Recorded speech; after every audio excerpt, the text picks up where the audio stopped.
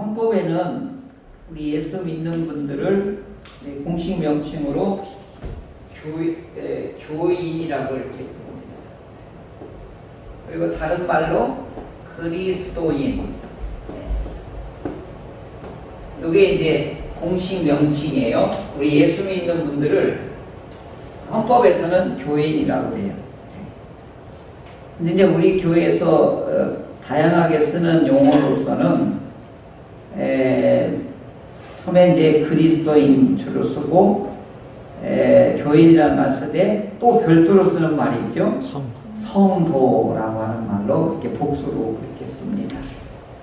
근데 이 그리스도인이라고 하는 최초의 용어가 오늘 사도행전 11장 26절에 나오고 있지요. 스데반이 순교를 당하고 초대 교인들이 대핍박을 받아서 이제 이웃 나라로 다 도망하고 피신을 할 때 안디옥이 일단은 그 시리 지금으로부터 하면 시리아인데 북쪽으로 도망을 한 거지요. 그때 여기 안디옥에서 보면은 바나바가 이제 사울을 찾으러 다소에 가서 만남에 사울을 안디옥으로 데려와서 이제 교회인들을 어떻게 했느냐 가르쳤다. 이렇게 가르쳤다. 이제 뭘 가르쳤을까요? 복음, 십자가와 부활을 가르치게 됐는데 여기에 특별한 용어가 하나 나오죠. 교인이라고 하는 말을 안 써요. 여기서는 뭐라 그러죠? 제자들이라는 말이 여기 나옵니다. 그래서 요 관계를 한번 이렇게 보면 교인과 그리스도는 어떻게 보면 같은 맥락으로 볼 수 있는데 제자들은 좀 달라요. 그리고 요 그리스도의 요 관계도 약간 달라요. 그러면 교인이 어떻게 될 수 있느냐? 헌법에는 이렇게 규정했어요. 성부 하나님과 성자 예수님을 그리고 성령 하나님을 믿기로 작정하여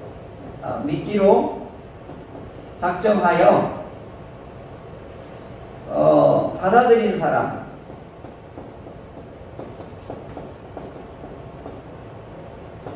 이 사람들을 교인이다, 그리스도인이라 이렇게 이제 웨스트민스터 신앙 고백서도 나오고 우리는 그걸 그 전통을 많이 들여다가 정의를 많이 했습니다. 헌법에. 자, 그런데 이제 이분들이 믿기로 작정했다라고 하는 것을 뭘로 입증을 해야 되냐면 세례 예식으로, 세례 예전으로 많은 사람들 앞에서 어떻게 공개적으로 어떻게 해요? 이 예식을 예전을 통하여서 이 사람이 정말 믿기로 선언했다. 이것을 예전으로 우리 주님께서 두 가지만 세웠다. 이제 우리 교단에서는 이걸 이제 받아들이는 거죠. 자, 그런데 오늘 낮 예배 설교 말씀에도 나왔지만은 세례 받았다고, 물을 통과했다고, 그러니까 홍해 바다를 통과했다고, 구원을 받았다고, 마지막에 요단강을 못 넘은 사람들도 있지 않느냐, 오늘 말씀을 주셨죠. 그래서 요 그리스도인들은 늘 어떤 위험이 있느냐면, 한마디로 말하면 가나안에 못 들어갈 수도 있다. 이런 위험성이 항시. 근데 이 제자들은 어떤 사람들이냐면 여기에 특별 훈련을 받은 사람. 특별 훈련. 그러니까 예수님을 따르기로 어떻게 보면 순교까지 이미 각오하고 예수님을 따르는 이런 분들을 말하는 거죠. 근데 이 교인이 된 사람, 그리스도인이 된 사람은 많을 수 있어요. 근데 제자들로서의 살아가는 성도는 어떻게 보면 주님만이 아실 수 있지만 우리가 봐도 알 수 있잖아요. 변절되고 세상과 같이 살고 하나님의 뜻대로 무난하게 살고 세례를 받았더라도 얼마든지 있을 수 있는 일들이죠. 그래서 오늘 보면은 이 제자들을 안디옥에서 이 제자들로 세워져 가는데 이 사람들 보고 이제 그리스도인이라고 하는 이제 별도의 호칭이 나왔는데 이 말이 나올 때에는 조금 비하적이었다고 그래요. 예수쟁이들이다. 저 사람들은 정말 예수에 아주 딸딸 뭉쳐있는 사람들이다라고 하는 이제 그런 뜻으로 불러지게 된 거죠. 최초로. 그러니까 안디옥 이 지역에서 이분들이 펄펄펄 대단했던 것 같아요. 근데 이제 믿음만 열정적으로 이런 것이 아니라 선행과 그 행실과 이런 믿음과 실천과 행동이 안 믿는 사람 보기에도 또렷하게 이게 나타나게 된 것이죠. 그러니까 이제 소수의 사람들이었지만 이 파급 영향력이 굉장히 셌던 거죠. 그러니까 안디옥 이 전체를 이 사람들이 예루살렘에서 쫓겨온 사람들이 안디옥을 지금 들썩들썩하게 하는 거죠. 이제 오늘 우리들이 교회가 세상을 들썩들썩하게 하잖아요. 좋은 쪽에서 그런 게 아니라 돌팔매 맞는 일로 그런 욕을 먹게 되니까 참 그게 안쓰러운 거죠. 근데 안디옥 초기에 때는 이 몇 사람이 안 되는 이런 사람들이 안디옥을 들썩들썩하게 했다는 거죠. 저 사람들이 진짜 예수 사람이다. 뭐 이렇게 표현하게 된 거죠. 그런 의미에서 그 초대의 안디옥에서는 이 그리스도인이라는 용어가 제자들에 가까웠던 거죠. 근데 오늘은 교인이라고 하는 가나안에 못 들어갈 수 있는 위험성도 있는 그걸 배제 못하는 이제 그런 분들로 이렇게 이제 호칭을 하게 되는 겁니다. 그런데 우리 교단의 헌법에서는 그리스도인이다, 교인이다, 이 제자다, 성도라는 의미를 여기에 다 포함되어 있는 것입니다.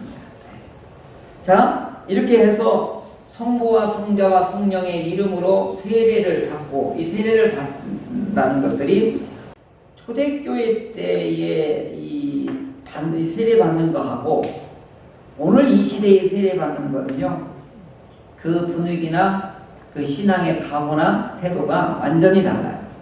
이 당시에 예수를 믿기로 하고 예수를 따르기로 했다? 그러면 목숨을 내놓아야 되는 겁니다. 근데 오늘은 그렇지 않잖아요. 그래서 우리가 이제 세례를 받을 때 우리 교단에서 이 세례 교육 문답집이 있어요. 이걸 다 공부하고 이걸 믿기로 했냐, 이렇게 하기로 했냐 하면 이제 세례를 우리가 이제 주거든요. 자, 그럼에도 불구하고 예전에는 더 강화했었죠. 우리 한 20년 전만 해도 학습 단계가 있었어요. 학습 단계가 있었고, 근데 학습 단계는 바로 요 훈련을 하는 기간이었는데 어느 날 이걸 싹 없앴어요. 그리고 나서 세례 교인들이 됐는데 이제 수준이 뚝뚝뚝 떨어졌던 거죠. 그다음 이제 학습할 때 제일 중요했던 게 뭐냐? 우리 선교사님이 우리에게 전해줬던 술, 담배 하냐? 할 수 있으면 끊느냐? 못 끊느냐? 그래서 술, 담배를 끊으면 세례를 주겠다. 이게 학습의 제일 중요한 목적이 하나였었어요.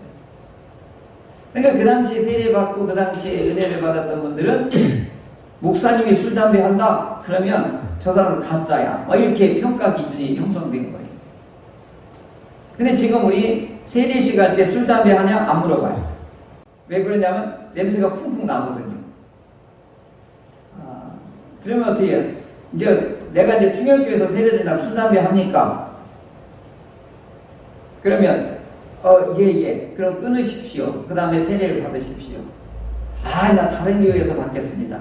그거 겁나가지고 일단 받고 끊읍시다. 이렇게 받고 세례 받고 끊으세요. 이제 이렇게 될 거예요. 타협이 될 거예요. 또 요즘 우리 강단에서 설교 못하는 주제가 하나가 이혼 문제. 이혼하셨습니까? 그럼 세례 안 됩니다. 이렇게 얘기를 못합니다. 왜냐하면 이혼이 50%니까. 교회 안에서도 이혼이 얼마나 많은지 모르고. 그러니까 이런 것들은 어떻게 해요? 세례 조건에서 뒤로 이렇게 쑥쑥 이제 아주 엄하게 그걸 묻지를 않아요. 자, 이런 약화가 되다 보니까 이제 무슨 문제가 이루어지냐면 그리스도인 예수님의 제자들로서의 품위 있는 삶이 점점 어떻게 해요? 약해진 것이죠. 자, 그러면서 세례가 뭐냐? 이제 세례 교육에 대해서 우리 세례 문답이나 세례는 뭐냐? 교회 출석한 지 얼마나 됐습니까? 6개월 이상 됐습니까? 이제 반드시 학습은 6개월 이상 돼야 되고 세례는 1년 이상 돼야 준다. 이런 이제 기간 산정한 게 있었어요. 근데 요즘은 처음 나와서도 세례 받는다라고 하면 세례 줘요. 이렇게 이게 완화가 됐어요. 우리 교단법이. 좀 안타깝기는 해요. 세례 받았다고 갑자기 사람이 돌변하고 바뀌고 그러지 않거든요. 여전히 세상에 살았던 그 습관대로 그대로 교회 와서도 하거든요. 그러니까 이제 이런 부분에 있어서 성도의 수준이 대단히 어떻게 일반화가 된 거죠. 거룩성에서 일반화가 이렇게 돼버린 것이죠. 그래서 이제 교회마다 이제 안타까운 일들이 이제 비일비재로 이제 일어나고 있습니다. 자, 그러면 세례를 받으려면 어떻게 해야 되느냐? 진정으로 예수를 구주로 영접합니까? 하나님을 아버지로 믿습니까? 성령님을 하나님으로 인정합니까? 그리고 그 믿기로 작정하고 그러면 주님이 가르친 대로 따라 살겠습니까? 이게 핵심 주제거든요. 주님이 가르쳐 주신 대로 살겠습니까? 이제 이런 거죠. 그래서 오른편을 때리면 왼편도 대줘야 됩니다. 그렇게 살겠습니까? 네, 그렇게 하겠습니다. 이렇게 해요. 근데 조금 이따 교인끼리 막 이제 머리가 파마한 게 그렇게 뭐라고 했다는 말 듣고 네가 돈을 내줬냐 어땠냐면서 파마 문제를 막 싸움이 붙어가지고 교회 나오냐 안 나오냐 이제 이런 문제가 막 또 아주 그냥 파마하고 구원하고 무슨 상관이 있어요. 근데 이런 사소한 문제로 인해 가지고 막 교회를 나오냐 안 나오냐 근데 이런 문제들이 일어나기도 하고 그러니까 이제 예수님이 이제 십자가에서 우리의 죄와 우리가 하나님의 자녀로 속하기 위해서 희생하셨다고 하는 그 놀랍고 깊은 은혜하고는 전혀 무관하게 언행을 이렇게 하게 되는 것이죠.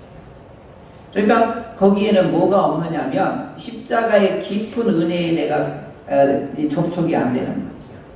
근데 이제 세례는 어떻게 베풀 것이냐?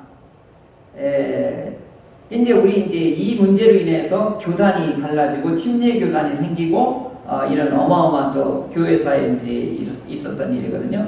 잠궈야 되느냐, 물에 푹 담갔다가 꺼내야 되느냐, 그렇게 뿌려야 되느냐 하는 문제를 가지고 이제 교단이 새로 생기기도 하고 이렇게 됐죠. 그래서 성경도 침례라고 해야 된다. 침례 교단이 쓸 수 있는 거는 가로 열고 침례 이걸 써놓아요. 근데 이제 그 세례식이 예수님은 요단강에서 들어가서서 이제 나왔기 때문에 우리는 죽고서 다시 살아난다고 하는 이 바티죠 이것이 생생하게 살려야 된다라고 하는 게 침례교에서는 이걸 굉장히 중요시 여기는 거예요.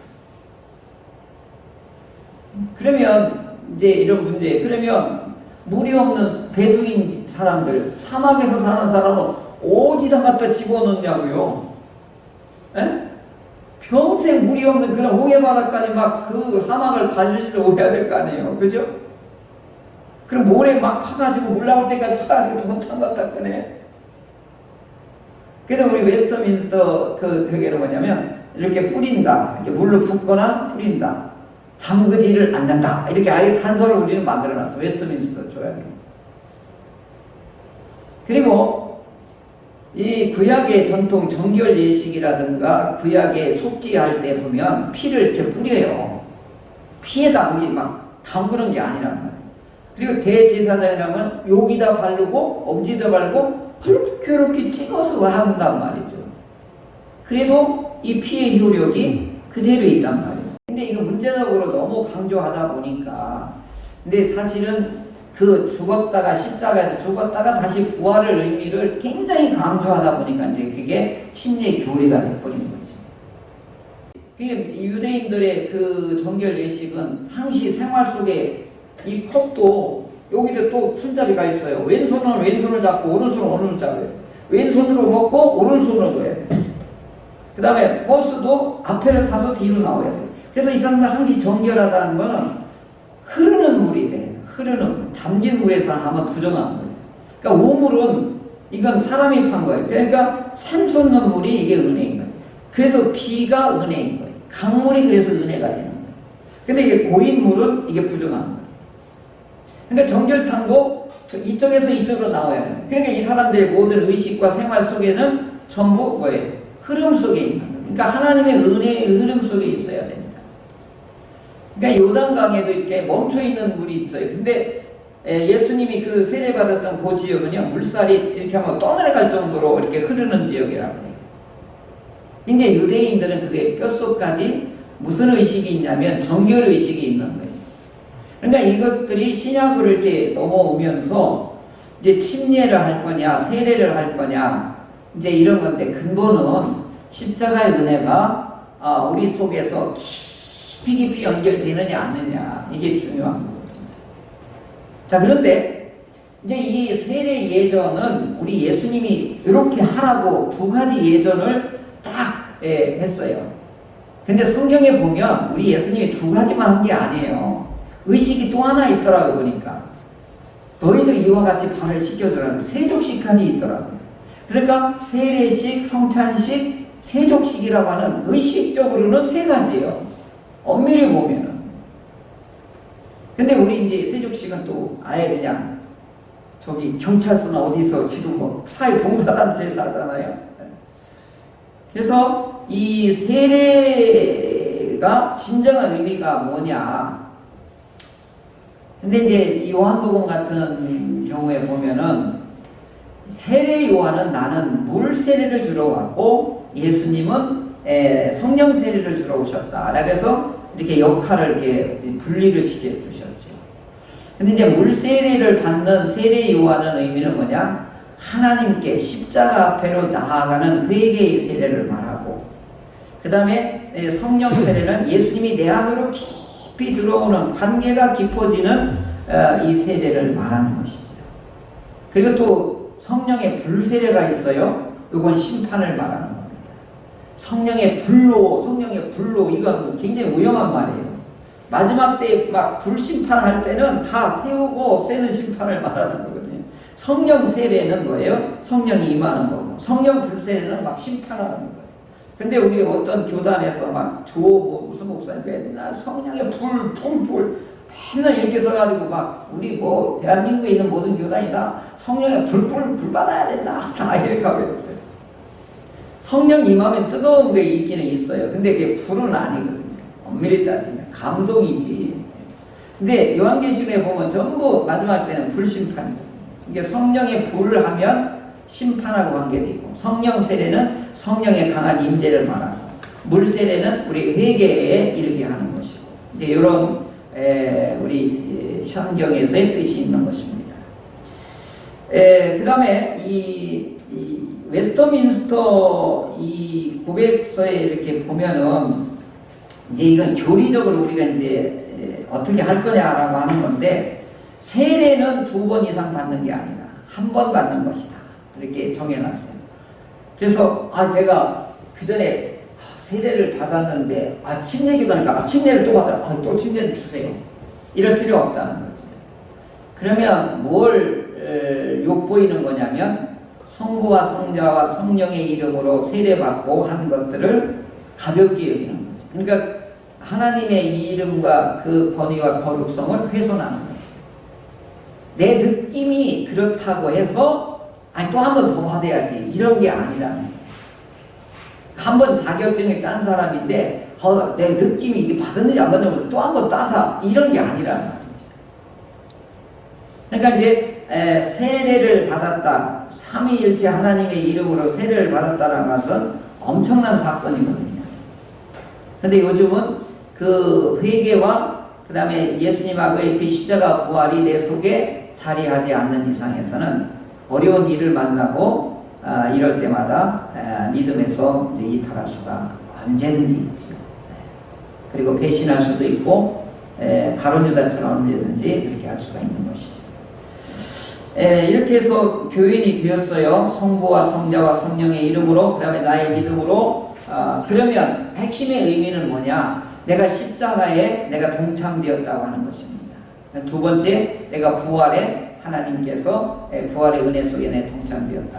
그럼 하나는 죄는 죽고 내가 의로 살아나는 것이 세례식입니다. 핵심이 중요합니다. 여기 복잡한 것도 많지만 핵심은 뭐냐? 내가 십자가에서 내 죄가 사했습니다. 그리고 예수님으로 인해서 내가 부활합니다. 이게 죽고 사는 것이 이 세례식의 아주 핵심인 거예요. 그러니까 세례는 하나는 죽고 나는 죽고 다시 예수로 다시 사는 요 십자가와 부활이 이 세례식에 담겨져 있는 것입니다. 그러면 이 나는 죽고 십자가를 다시 산다가 부활로 다시 산다라고 하는 의식을, 이 인식을, 이 믿음을 늘 어떻게 해요? 반복하면서 확인하는 작업이 뭐냐? 하나님과의 교제. 예배와 기도와 말씀과 이 삶의 현장에서 그 경험을 통해서 자꾸 깊어져 가는 거예요. 흔들릴 때 다시 은혜를 주셔서 또 알게 돼요. 이제 이게 바로 세례의 아주 소중한 것이고, 그리고 세례는 2번 이상 받는 게 아니라 한 번만 받으면 된다. 그리고 반드시 물에 들어갔다 나오는 것이 전부가 아니다. 이렇게 뿌리고 그 다음에 물을 부어도 우리는 그것이 효력이 있음을, 우리는 교단의 예식과 그 다음에 헌법에 이렇게 정해져 있습니다. 그리고 나이는 몇 살에 맞아야 되느냐? 안 믿는 사람을 성년은 15세가 되면 세례식에 참여하고, 믿는 가정에 자녀는 2살 이하면 유아세례를 받는다. 이렇게 이제 우리는 법을 정해놨어요. 근데 예전에는 양 부모가 다 믿을 때 유아세례를 줬는다. 이렇게 했는데 또 이걸 또 약화시켰어요. 한 부모만 믿어도 줄 수 있다. 또 이번에 헌법이 또 바꿔요. 유아세례자도 성찬에 참여할 수 있게 한다.